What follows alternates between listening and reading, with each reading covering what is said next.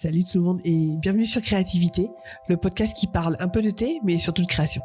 Je m'appelle Karel, dans la vie je suis dessinatrice, illustratrice, autrice de romans et je travaille depuis plus de 15 ans dans le cinéma d'animation. Mais vous me connaissez peut-être sous mon nom d'artiste ou de booktubeuse, Kodaleya.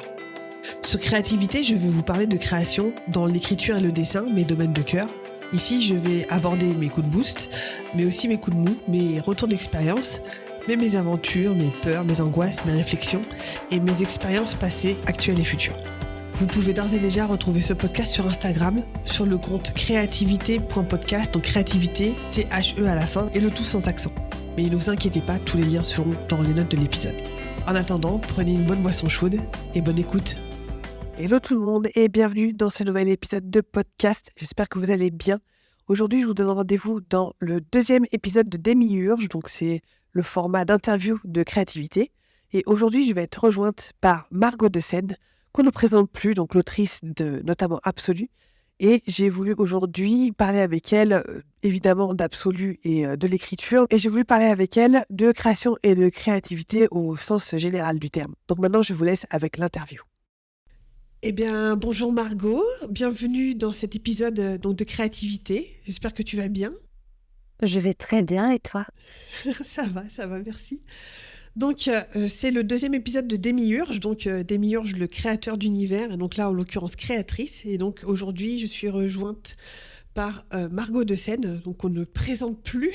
Je pense qu'il y a encore des gens qui ne me connaissent pas, il n'y a pas de souci avec ça. Il y en a de moins en moins, je pense. Donc, ce que je vais peut-être faire, c'est te présenter, je vais faire un petit... un petit fact-check, tu me diras si je me trompe ou pas. D'accord. Donc tu as 23 ans, tu vis à Lille, tu es donc l'autrice de Absolu, les Mobilisés et donc Les Effacés, le tome 2 qui vient de sortir début novembre 2023. Tu as fait des études dans le marketing, je crois que c'est le master que tu viens de passer, c'est ça ?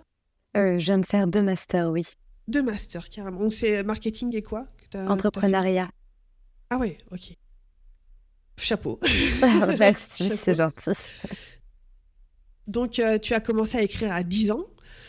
Tu as une sœur qui dessine, qui est aussi sur Instagram, et qui a été, je pense, une de tes premières lectrices aussi. Oui. De tes ferventes, soutiens, je dirais. Supportrice, oui, c'est clair. Oui, c'est ça. Tu as une expérience d'animatrice radio au lycée, si je me souviens bien. Tu en avais parlé en quelques fois. licence. En licence, je crois que c'est au lycée. Donc, tu as toujours voulu devenir autrice. Tu répètes souvent qu'il n'y a pas de plan B. C'est toujours ton rêve depuis extrêmement longtemps. Tu as eu les premières idées d'Absolu en 2017. Donc, il y a à la fois, c'est pas si longtemps que ça, mais il y a quand même, il y a 5-6 ans, mine de rien. Oui. Alors, toutes les deux, on s'était rencontrées via YouTube à l'époque où tu avais ta chaîne YouTube, et notamment où tu commençais avec donc des conseils d'écriture que tu as laissé, parce que c'est pas forcément ton format de prédilection, on va dire. D'ailleurs, soit dit en passant, tes vidéos sur Troubi ont été, je pense, salvatrices pour pas mal de monde. J'ai d'ailleurs une de mes amies, grâce à toi, qui a réussi à faire tout son son world building, etc. Si tu passes par là, Marilène, elle a fait tout un truc sur le Capitaine Nemo, et c'est grâce à toi qu'elle a réussi à avancer son projet. Donc, ça, je suis heureuse. Donc, tu es sur YouTube, Insta, TikTok et donc ton podcast Les Mots Raturés, qui a pour l'instant, je crois, 251 épisodes. Je vais faire la liaison mieux que ça. 251 épisodes.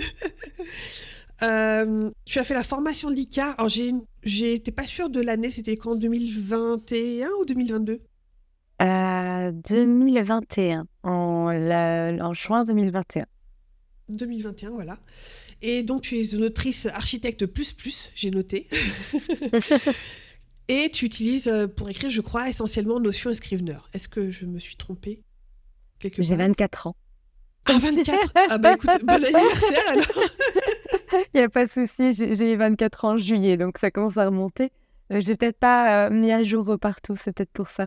Mais non, je suis de 99, mais à part ça, je n'ai pas à dire grand-chose, si ce n'est que si vous me cherchez sur YouTube, vous n'allez pas trouver grand-chose aujourd'hui, puisque j'ai enlevé la majorité de mes vidéos. Je l'ai pas fermé, mais j'ai enlevé la majorité de mes vidéos et les vidéos notamment sur l'anatomie du scénario Mmh. sont toujours trouvables de façon totalement gratuite, mais sur mon académie où en fait, faut juste, elles sont en privé et j'ai fait de la retranscription aussi pour que les personnes qui sont malentendantes et qui puissent en fait lire tout ce que j'avais fait à l'époque aussi.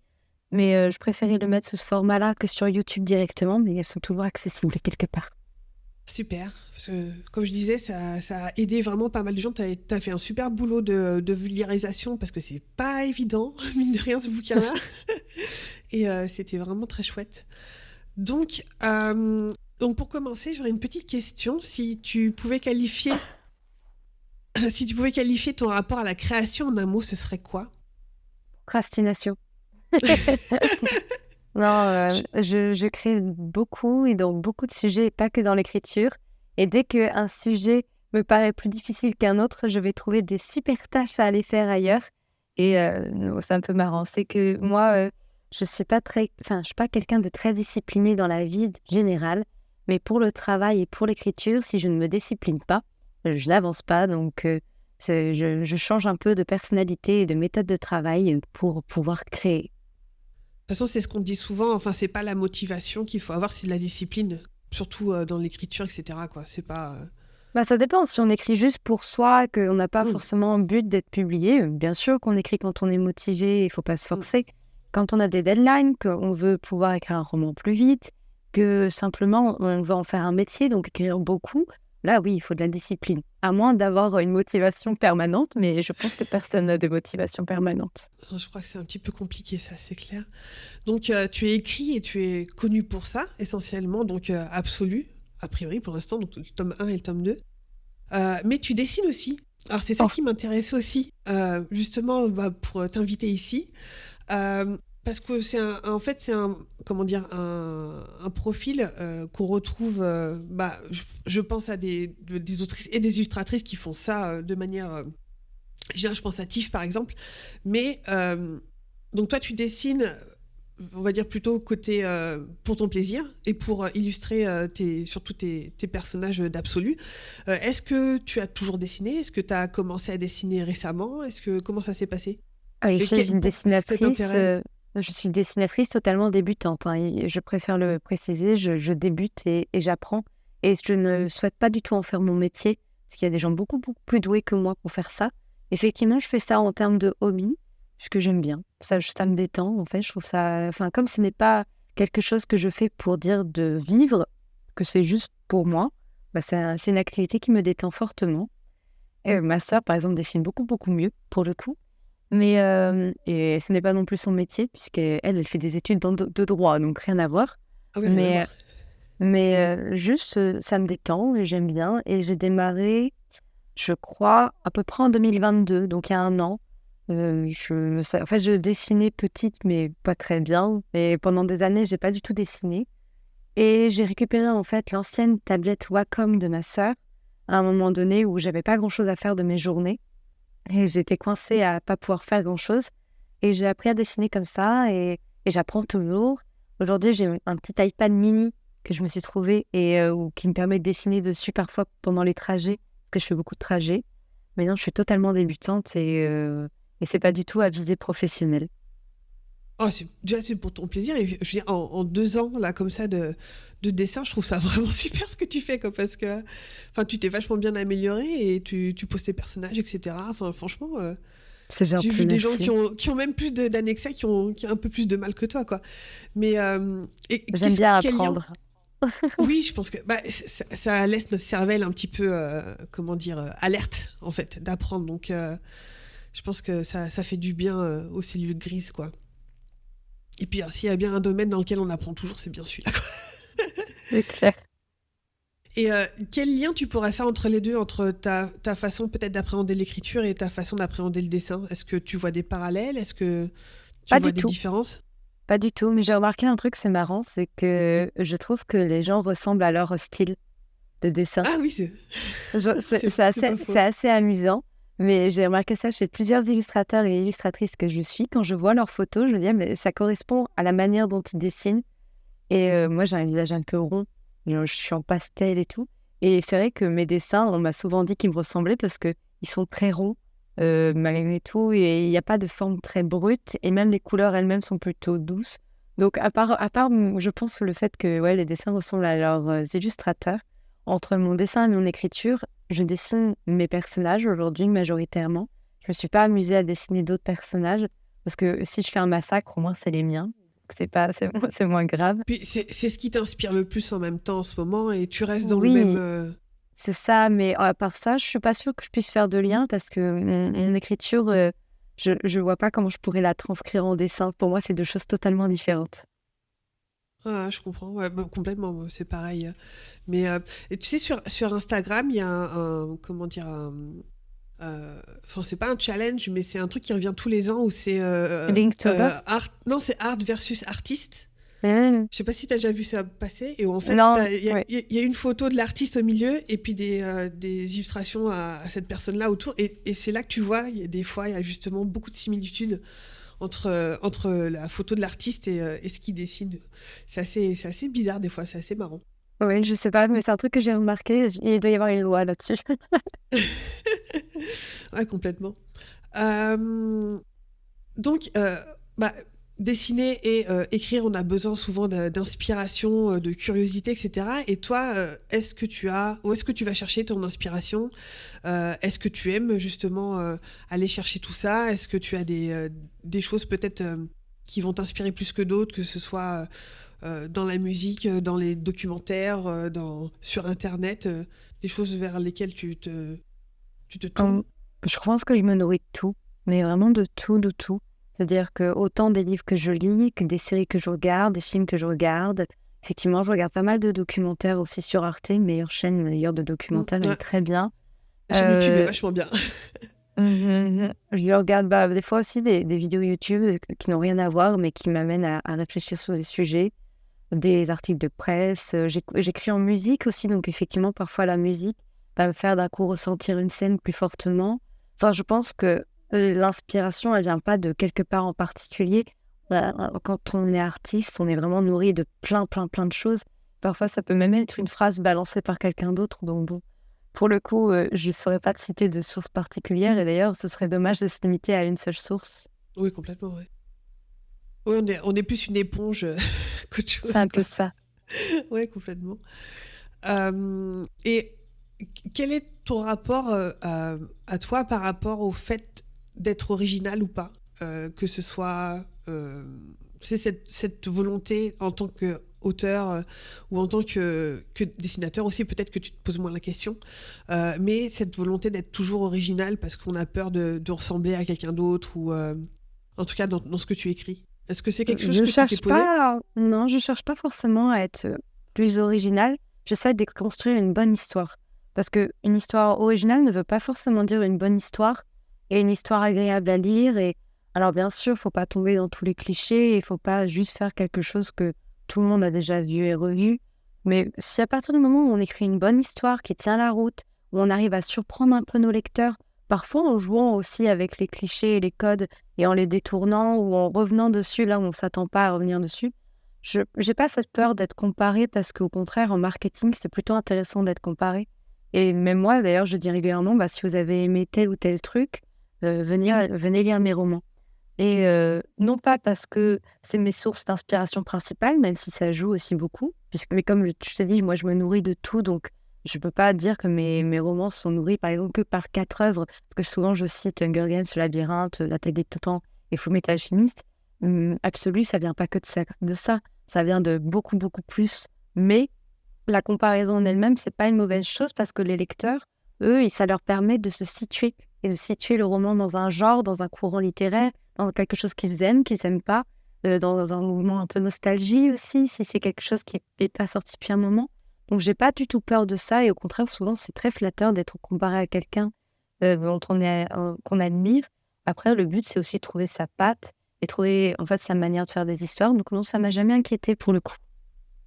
Oui, c'est plus une histoire de points communs plus que d'être justement de n'avoir aucun point commun avec autre chose. On a besoin d'identification par rapport à ce qu'on fait et surtout sur quelque chose qu'on n'a jamais lu, qu'on n'a jamais regardé, d'avoir Oui, des points sur lesquels se rattacher. C'est toujours Oui, puis utile, on quoi. peut même faire des références. Moi, j'aime bien beaucoup faire des références dans les prénoms des personnages ou dans certaines actions qui sont anodines, des petites phrases qui sont des références à d'autres œuvres et qui viennent nourrir en fait la pop culture, j'ai envie de dire, en tout cas, qui viennent se nourrir et se parler entre elles, en fait. Et c'est pas une mauvaise chose, je pense. Après, peut-être que tout le monde ne sera pas d'accord, mais je pense pas que ce soit une mauvaise chose du tout. Et au contraire, quand on est fan d'une œuvre et qu'en lisant une autre, on trouve des petites références à cette œuvre, on est plutôt content, on est plutôt en mode «Ah, c'est l'auteur ou l'autrice qui a écrit ça, connaît aussi cette œuvre et l'aime aussi». Et c'est plutôt Mm, mm. chouette. Oui, ça permet de faire des liens, quoi. Bon, Entre les gens, entre les choses, c'est intéressant. Ouais, c'est vrai que moi, je vois beaucoup de gens qui ont vraiment peur que si on crée pas un truc qui n'a jamais été fait, qui n'a jamais été conçu, bah en fait, ça vaut pas le coup, quoi. Mais en fait, bah non, c'est pas comme ça que ça fonctionne. Puis, c'est pas là-dessus qu'on vous jugera. C'est par rapport comme tu disais, l'histoire que tu apportes et par rapport à toi, ce que tu vas apporter à l'histoire, par rapport à ton point de vue, par rapport aux idées que tu apportes, quoi. Donc, ouais, complètement. exactement. Est-ce qu'il y a donc un genre dans lequel tu te vois pas écrire? Tu disais que c'était surtout ce que tu lisais pas. Exactement. En fait, moi, je ne vois pas écrire dans un genre que je ne lis pas, non pas par snobisme, mais parce que du coup, je n'en ai pas les codes. Et si tu n'as pas les codes, bah, tu rates effectivement déjà tout ce qui a déjà été fait. Non pas dans le but de ne pas les faire, mais dans le but de les comprendre et de comprendre quels sont les codes, quelles sont les références, qu'est-ce que les gens aiment bien lire dans ce genre de roman, qu'est-ce qui pourrait les surprendre, qu'est-ce qui pourrait leur faire retrouver un sentiment aussi de confort, de nostalgie. En fait, pourquoi ils aiment ce genre. À partir du moment où tu ne lis pas un genre, tu rates toutes ces infos. Mm. Donc, si je devais écrire un roman dans un genre nouveau que je n'avais jamais expérimenté à l'écriture, je m'assurerais de l'avoir déjà bien lu ou alors de me mettre à lire plein de choses dans ce genre, et notamment les classiques ou les livres qui ressortent le plus quand on parle de ce genre pour mieux le comprendre. Ouais, complètement. Et parce que tu viserais peut-être comment dire, tu as en ligne de mire ce que le lecteur aurait envie de lire aussi, quoi. Et donc ce qu'il attend, Oui, puis même c'est ça. en tant qu'autrice, c'est dur d'écrire quelque chose qu'on connaît pas. Au-delà de ça, et Bah, on n'y prend pas forcément de plaisir. disons qu'il peut y avoir de la curiosité peut-être à se dire, je sais pas, enfin, j'ai jamais écrit de la romance, par exemple. Je suis pas fan de romance, mais je serais curieuse tu sais, d'écrire Oui, une mais romance, tu vois. je suis pas sûre que je prendrais du plaisir à écrire une romance alors que j'en lis presque pas et que je sais pas comment Ouais. faire. Genre, je pense que ça me ferait plus galérer qu'autre chose parce que j'aurais pas les codes. Donc, ça m'énerverait, je passerais à autre chose et ça finirait en thriller. C'est très dangereux, en fait, d'écrire un genre qu'on connaît pas bien parce que finalement, on sait même pas aussi comment il est caractérisé et codé en termes de structure narrative. La crise des 80%, par exemple, je sais pas. Enfin, moi, j'ai des amies lectrices de romances écrivent aussi de la romance. Bah, forcément, elles sont meilleures et elles seront toujours meilleures que moi à écrire ce genre parce que bah, j'ai aucun code. Donc, Mhm. je saurais pas le faire. Oh, c'est vrai, c'est vrai, c'est vrai.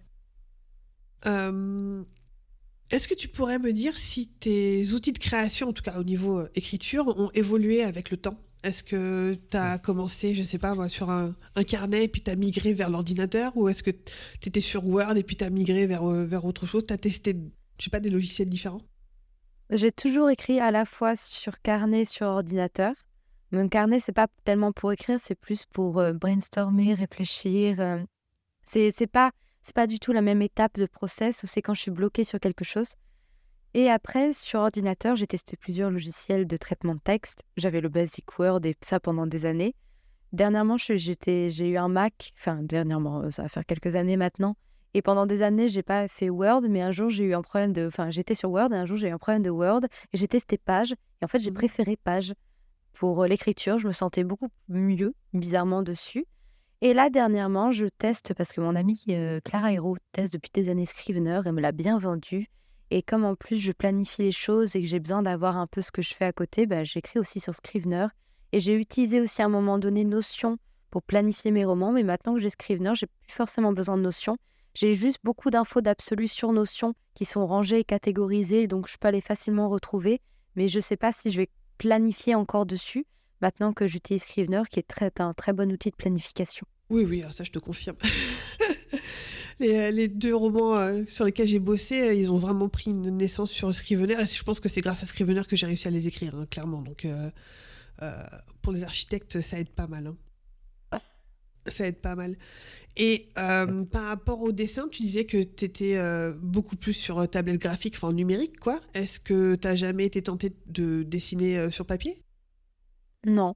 Jamais? Je dessinais sur papier jeune, mais genre très jeune, comme beaucoup d'enfants, je pense. Mais non, ça m'a jamais tenté plus que ça parce que je suis pas, enfin, je suis débutante.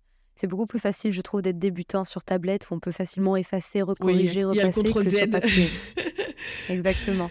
Sur papier, je verrais les trucs moches, ça m'agacerait, donc non, non, sur tablette. Puis ce que j'aime particulièrement, c'est tout l'aspect colorisation. Mm, Donc j'ai un peu dessiné sur papier quand je faisais du bullet carnet, mais c'était mm. pas du dessin, enfin c'était des tout petits dessins, donc ça n'a rien à voir. Et c'était agréable parce que c'était pas très compliqué à faire. Mais pour faire des personnages, jamais de la vie sur papier, moi, trop compliqué. La tablette, ça me paraît beaucoup plus simple. Ouais, je te comprends, ouais. Et un côté plus immédiat aussi, où tu peux aller beaucoup plus loin dans une illustration sur Procreate ou sur ordinateur, quoi, sur Photoshop. Maintenant, j'aurais des questions par rapport à Absolu, plus précisément. Alors, Mhm. surtout, quelles ont été les premières formes d'idées d'Absolu qui te sont apparues? Est-ce que c'était des personnages? Est-ce que c'était une ambiance? Est-ce que c'était Non, euh, c'était le pitch. le pitch directement? D'abord, c'était le pitch de cette ville, de ces monstres à l'intérieur et de ces gens qu'on envoie. Les personnages sont venus pareil peu de temps après et en même temps que l'ambiance. Pour moi, tout se construit à peu près en même temps. Donc, mais c'est d'abord le pitch. Et d'ailleurs, mon problème actuellement, c'est que pour l'instant, je réfléchis pas trop à la suite, mais que les seuls univers que j'ai en tête sont des univers sans pitch. Et ça m'agace parce que je pense qu'il faut partir d'un pitch et qu'on peut avoir l'univers le plus sympa du monde. S'il n'y a pas un bon pitch derrière, c'est un peu raté. Donc là, non, absolu, c'est d'abord été le pitch et après tout s'est construit. Donc, tout s'est déroulé de manière organique, en fait, tout À peu autour. près. Oui, Oui. c'est ça. Et justement, il y a des pans peut-être de l'univers qui ont été plus difficiles à développer que d'autres? Non, c'est juste que j'ai fait ça au fur et à mesure. C'est Mm. un très gros univers, donc j'ai pas tout fait d'un coup. Puis il y a des choses où finalement, où, pour l'histoire, j'ai modifié parce que ça avait plus de sens de le faire autrement. Ou alors où il y a des choses où je me suis dit finalement, non, ça c'est pas trop logique, donc je rechange. Donc c'est juste beaucoup de réflexion, mais pas de difficulté particulière, non. Et justement, comme c'est une trilogie, est-ce que développer, j'imagine que tu avais déjà tout ou en majorité construit ou en tout cas imaginé à partir du premier tome par rapport à ce que tu es en train de faire par exemple pour le tome 3. Est-ce que tu t'es confronté justement à des difficultés, genre dans le tome 3 tu fais, enfin, par rapport à des choses qui n'étaient pas forcément telles que tu avais prévues au tome 1 et qu'il a fallu que tu changes ou qu'il a fallu que tu adaptes? Non, non, non, parce que j'avais mon histoire en tête depuis extrêmement longtemps Mm. et jusqu'à la fin du tome 3. Et après, j'ai fait des modifications en réécrivant le tome 1 qui m'a obligée à remodifier un petit peu l'univers. Puis après, du coup, quand j'ai commencé à écrire le tome 2, je me suis rendu compte qu'il fallait que je modifie quelques trucs dans le tome 1 et c'était bien avant qu'il soit publié. Ce qui fait que, en soi, après, une fois que tout était cadré, bah, pour mon tome 3, c'est fluide parce que l'univers, il a été pensé avec l'histoire et entièrement pour l'histoire et de la saga entière, D'accord. puisque je savais où j'allais et comment se terminait l'histoire, à peu de choses près. Donc, j'ai pas eu de problème, là, en tout cas, j'ai pas de problème aujourd'hui à écrire le tome 3 par rapport à l'univers parce que tout a été construit pour.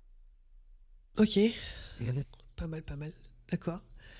Euh, ce qu'on peut voir en fait quand on regarde notamment tes réseaux sur Instagram, sur TikTok, etc., c'est ton investissement pour Absolu. Quand on pense notamment donc, le site internet qui est vachement bien fait, entre tous les shootings photos donc, que tu avais fait, euh, tous les Jotei Senior Style aussi que tu développes autour de la saga, tous les fan art que tu reçois donc de tes lecteurs et lectrices. C'est quelque chose qui frappe. Est-ce que c'est quelque chose que tu avais peut-être envisagé justement, peut-être avec tes études en marketing ça a peut-être amené à ça, mais est-ce que c'est quelque chose que tu avais en tête depuis le début de développer aussi tout cet univers autour de ton roman? Il y a 3 choses. Effectivement, il y a le côté marketing et communication qui est intéressant. Ça, on va pas se mentir, c'est plus qu'intéressant. Deuxième chose, c'est en tant que lectrice, j'adore ça. Genre, quand je lisais Tara Duncan à 11-12 ans, je passais mon temps sur le site internet de l'autrice où il y avait les fanarts, où il y avait les cartes. Genre, c'était un truc qui me passionnait en tant que lectrice. J'étais sur Potterhead, enfin, des trucs où, ouais, en fait, après le roman était aussi important que pendant la lecture. Donc, ça a été un peu naturel pour moi de vouloir aussi reproduire cette expérience en tant qu'autrice pour des lecteurs. Et troisième chose, on revient à toute première question, procrastination active. Quand je veux pas écrire, je trouve mille et une choses à faire qui m'intéressent et qui m'amusent beaucoup plus. Et tout ça, c'est des choses qui m'amusent et où je prends beaucoup de plaisir, qui sont pas difficiles pour mon cerveau, au contraire. Et c'est de la procrastination pure et simple, vraiment. Mais je trouve ça intéressant justement de développer tout ce qui est un petit peu off-screen, quoi, tout ce qui est hors scène et qui va alimenter tout le côté, enfin je dirais pas le fandom, mais vraiment l'univers autour du roman en tant que tel, quoi, et qui va lui donner beaucoup plus de profondeur et beaucoup plus d'attrait aussi, comme tu disais, le fait pour les lecteurs et pour les gens de se plonger dedans, etc. Il y a une valeur ajoutée, en tout cas, ça c'est clair, complètement. Oui, puis c'est amusant. Au-delà de ça, Oui, c'est juste amusant. c'est marrant à faire, ouais, complètement. Est-ce que tu aurais une anecdote à partager par rapport à la création de ton projet? De quel projet? D'Absolu? D'Absolu en l'occurrence, ouais. J'en ai plein. Dur à dire. Peut-être le premier jet. Ce qui est amusant, c'est que mon premier jet n'a rien à voir avec le roman final. Mais alors, quand je dis rien à voir, c'est rien à voir. On retrouve la structure de base. Genre, la structure entière, on la voit de loin et on comprend en fait que j'étais proche de ce que je voulais faire, mais en même temps très très loin. Et déjà, c'était avec un seul narrateur. J'en ai 7 dans la version finale. Donc, je me suis rendu compte à la réécriture qu'il fallait que je multiplie les points de vue. Tous les prénoms étaient anglais alors qu'aujourd'hui ils sont tous polonais. Enfin, c'est plein de trucs où en fait vraiment le premier jet c'est pas grave si c'est pas parfait, l'important faites de votre mieux. Et j'ai des personnalités de personnages qui ont totalement changé entre le premier et rien que le deuxième jet. C'est-à-dire vraiment, parce que en tout et pour tout, le tome 1 il a été réécrit 8 fois. Mais 8 fois dont les 7 dernières se ressemblent beaucoup plus que la toute première qui n'a rien à voir et qui était en plus énorme puisque le tome 1 fait aujourd'hui à peu près 135 000 mots, si je dis pas de bêtises, quelque chose comme ça. Le premier jet faisait 168 000 mots. Donc, j'ai énormément baissé. Et alors que pour autant, la structure est la même. Mais c'est juste tout a énormément évolué, tout a énormément changé. Et je crois que je lirais le premier jet aujourd'hui, ça me ferait beaucoup rire. Genre, j'aurais l'impression de lire un peu une parodie de mon roman. Mais voilà, c'est une anecdote que j'aime bien. On m'avait dit que de toute façon, le premier jet, c'est l'histoire que tu te racontes à toi-même. Et puis ensuite, tu la racontes pour les autres, en fait. En quelque part, c'est juste C'est marrant ça. que tu découvres au fait, ton histoire avec ce premier jet et qu'ensuite, tu essaies de remettre les choses d'équerre, quoi. Comme si elle sortait d'un bloc de marbre, quoi. J'ai vu. Ah oui, on en a un petit peu parlé, mais voilà, quelles difficultés as-tu rencontrées pendant l'écriture et comment tu les as surmontées? J'en ai rencontré 3 tonnes pour le coup. Je pense que une heure de podcast ne serait pas Oui. suffisant pour tout parler. La baisse de motivation, le blocage aussi par volonté de devoir faire parfait tout de suite. Aussi le truc d'être bloqué également. Je suis beaucoup bloquée régulièrement parce que je sais pas où je vais. Donc quand c'est pas suffisamment clair dans ma tête, le fait de pas être motivé à écrire parce qu'on n'arrive pas non plus à se faire connaître ou à trouver un éditeur. Il y en a plein où on a l'impression d'écrire de la merde, qu'on a beau réécrire une même scène, elle marche pas. Et souvent, c'est que c'est juste pas la bonne scène ou pas le bon point de vue, ou enfin qu'il y a un truc en fait de base qui ne marche pas et que on aura beau faire tout ce qu'on veut, ça marchera jamais.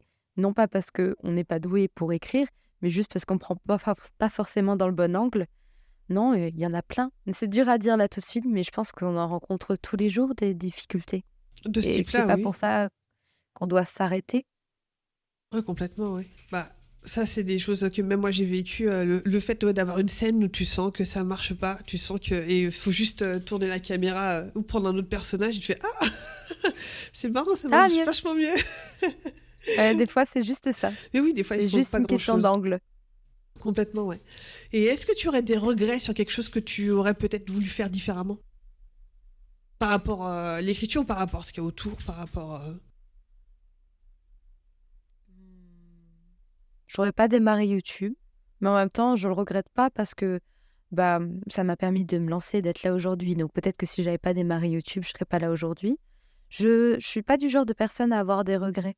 C'est soit je fais quelque chose et ça marche pas et j'en tire des conclusions et ça me permet d'apprendre des trucs, soit ça marche et tant mieux. Donc je ne vis pas avec des regrets dans la vie. Donc je saurais même pas te dire parce que même YouTube, en vrai, je regrette pas entièrement parce que j'ai juste arrêté parce que j'aimais pas ça et que ça m'apportait plus grand-chose personnellement.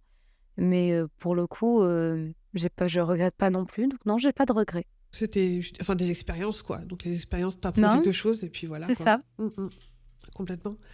Et donc, on atteint la fin de l'interview.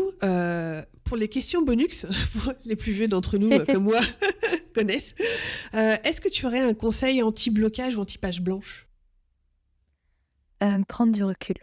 Souvent, c'est un truc, je crois que c'est un de mes premiers épisodes de podcast d'ailleurs, où je dis que moi, quand je suis dans un blocage d'écriture, j'ai l'impression d'être face à un mur. Je suis vraiment, j'ai le nez dans le mur. Et souvent, il suffit de faire quelques pas en arrière pour se rendre compte que le mur, il n'est pas extrêmement long et qu'en réalité, il y a une porte un peu plus loin. Il Et faut des fois, il faut prendre contourner. beaucoup, beaucoup plus de recul. Oui, il faut contourner le mur Mm. et que taper dedans avec sa tête, souvent, ça ne marche pas. Et dans mon cas, quand j'ai un blocage, souvent, c'est soit que je suis très fatiguée et que j'ai besoin de repos, que j'ai besoin en fait de me nourrir créativement parlant en allant consommer d'autres contenus plutôt que juste être focus sur mon livre, soit parce que l'histoire pour moi n'est pas claire et qu'il y a quelque chose qui m'embête et que je sais pas juste pas encore quoi. Et souvent le fait de prendre du recul, de faire ok, je fais une pause et de laisser mon cerveau réfléchir en arrière-plan, bah ça m'aide pratiquement à chaque fois. Alors ce qui fait que parfois pendant plusieurs semaines, je n'écris pas une ligne, mais je réfléchis et quand je reviens, tout est d'un coup plus clair et je peux replanifier mon roman en une après-midi parce que d'un coup, j'ai compris un truc et c'est bon. Mais alors que si je m'étais obstinée finalement à taper la tête contre le mur, je serais toujours là et limite, je serais déprimée parce que ça n'avancerait pas.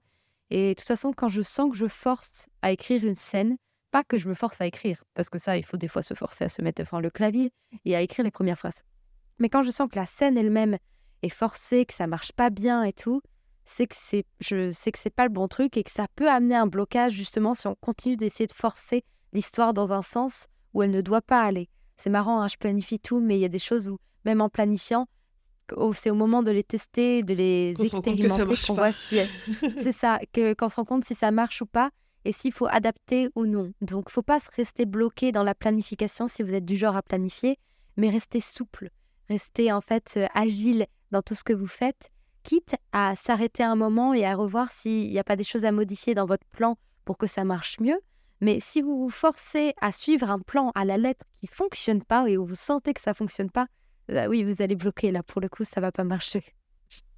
Je suis complètement d'accord avec toi. Et alors, si je peux rajouter un truc pour un blocage, moi, ce serait d'en parler à quelqu'un d'autre. Quitte à Oui, juste c'est pas en faux. parler et parler à voix haute à quelqu'un d'autre, même si c'est pas l'autre personne qui va apporter une solution comme ça, clé sur main, enfin clé sur porte, pardon. Souvent, ça débloque tout. Enfin, moi, je sais que à chaque fois, Mhm. c'est ce qui m'a fait me rendre compte qu'en fait, mon blocage, c'était pas si énorme Bah, que ça, quoi. souvent, moi, c'est comme ça, soit je parle à quelqu'un, à une de mes bêta lectrices, soit j'ouvre mon carnet Oui. et j'écris. Et j'écris le problème et j'essaie de dire, ok, et j'écris tel que je le pense pour le verbaliser effectivement. Mhm. Ou effectivement, comme tu dis, des fois, je le dis à voix haute, même sans avoir forcément quelqu'un en face de moi, mais pour verbaliser le problème. Et ça aide le cerveau à réfléchir. Ouais, ouais, complètement, complètement. Et alors, ma dernière question, enfin, c'est pas vraiment une question, enfin, si, un petit peu, est-ce que tu aurais une recommandation d'une œuvre qui t'a marqué? Alors, ça peut être un roman, un film, une série, un dessin animé, quelque chose que tu voudrais nous partager. Alors, ça vient tout juste d'être fini en animé, il y a pas longtemps. Donc, du coup, si vous ne l'avez pas démarré, vous pouvez le démarrer et le regarder de A à Z puisque c'est terminé. C'est maintenant une œuvre terminée à la fois en manga et en animé. Et c'est l'Attaque des Titans que je recommande fortement. Pas à tout âge, parce qu'il faut savoir, enfin, toute façon, si vous regardez le premier épisode et vous sentez que vous êtes sensible dès le premier Oh, épisode, moi, il m'a arrêtez-vous trop là. mal le premier épisode, sincèrement. Il Oui, m'a bah trop voilà. mal. Donc à partir de là, c'est une œuvre très violente, mais incroyable et extrêmement riche. Donc ça vient d'être terminé, donc c'est pour ça que j'y pense. En fait, le manga lui-même est terminé depuis au moins 1 an, mais l'animé vient tout juste d'être finalisé. Et donc, si vous avez envie de vous lancer là-dedans, c'est le moment, je dirais. Et c'est pas trop long. Vous inquiétez pas, on n'est pas sur du One Piece qui a 1000 épisodes, hein, clairement. On est sur quelque chose de beaucoup plus tenable en termes d'épisodes. C'est pas un manga court et c'est pas un animé court, mais ça va. Franchement, ça va. Donc ça se regarde facilement.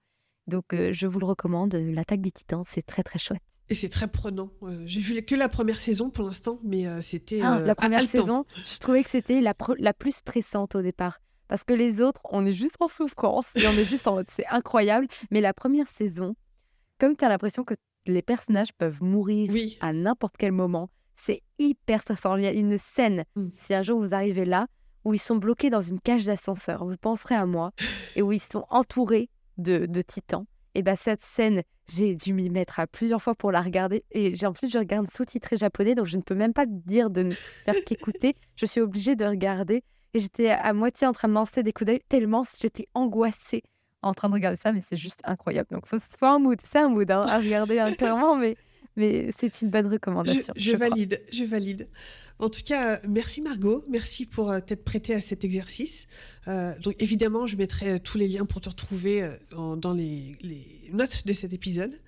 Et puis, bah écoute, je te souhaite le meilleur pour la suite. J'espère trouver, moi, le tome 2 bientôt, parce que j'ai grave du mal à trouver le tome 2 dans ma librairie. Mince. C'est abominable. Bah, si vous le trouvez pas, il suffit de commander aussi, parce que vos libraires, ils ont accès aux commandes.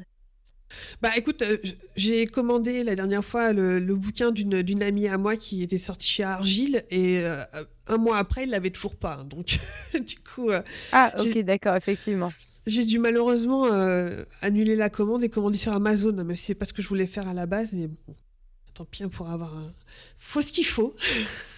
Exactement, faut soutenir au plus possible ces libraires de quartier. C'est ça, autant que Mais bon, il y a possible. des fois, il y a des livres qu'ils n'ont pas. Donc, faut trouver le bon équilibre entre les deux. C'est ça. Bah, merci encore une fois. Et puis, écoute, passe une très très bonne après-midi, une bonne journée. Et puis, Merci beaucoup. À très vite sur les réseaux alors. Merci d'avoir écouté cet épisode. Si vous appréciez ce podcast, n'hésitez pas à laisser un commentaire sur mes réseaux ou 5 étoiles sur votre application de podcast préférée. Et si vous voulez engager une conversation, vous pouvez d'ores et déjà me trouver sur mes comptes personnels, Instagram, Twitter ou Twitch, sous le nom de Kodaleya, et sur le compte Instagram de ce podcast, Créativité, THE, ou tout sans accent, .podcast. Je vous dis à la semaine prochaine, et d'ici là, créez avec passion. Bye!